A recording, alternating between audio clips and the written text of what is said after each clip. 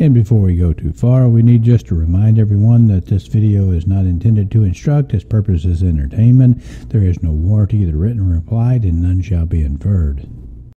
What you're looking at are the internals for a second registered tube. To register your tube through the eFile Form 1 process, the first step is to create a government account. Now, were you to buy a pre-manufactured suppressor through the Texas boys, they will also force you to have an account. The difference is, I do not know if the local boys in Texas will sell your information to other people. The government assures me they do not. Once you have an account, you open it up and select Form 1. You then have to describe the firearm. And yes, suppressors are described under the law as firearms. The next steps after describing the firearm is to submit and pay the tax.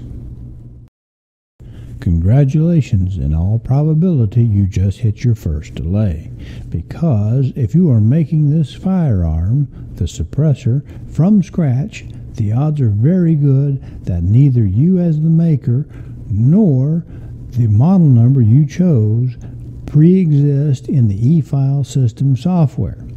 This then requires a manual review by an ATFE employee to clear the exception. All of that being done, you should have a control number issued. This will come along with your cover sheet.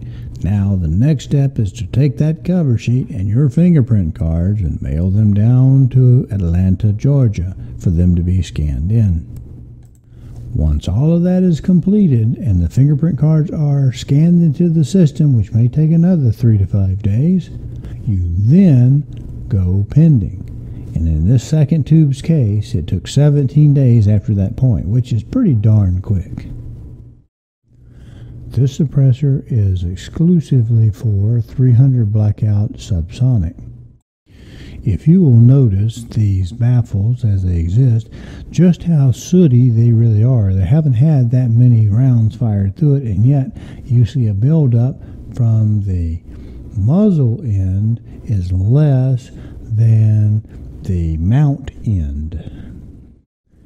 In my mind, I wanted to increase the throughput of the gases. In other words, I wanted the gas to be able to outrun the bullet through the suppressor towards the front.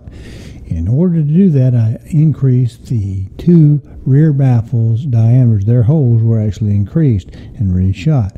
Having that been done, I decided I wanted to switch the actual barrel mount, or the brake, if you will. The brake is the mount for the suppressor.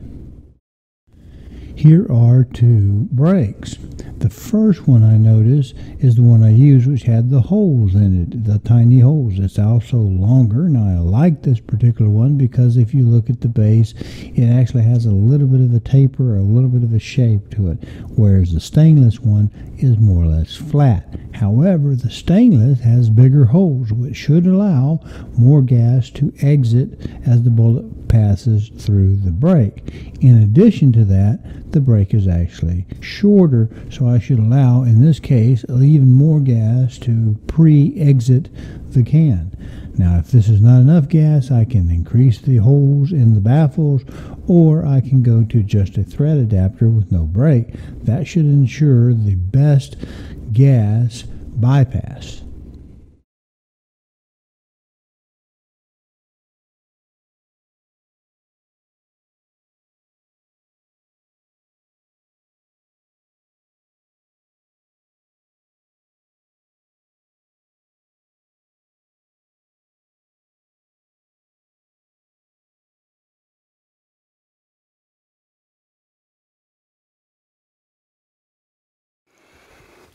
Well, I have the SBR, have that barrel, the can, and I have the microphone right here.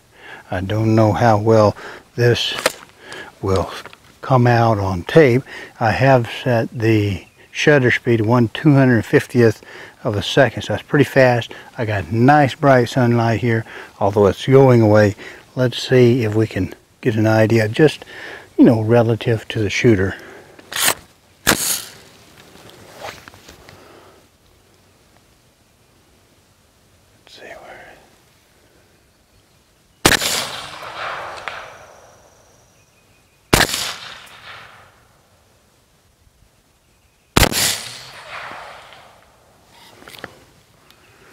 Well, let's see if it came out.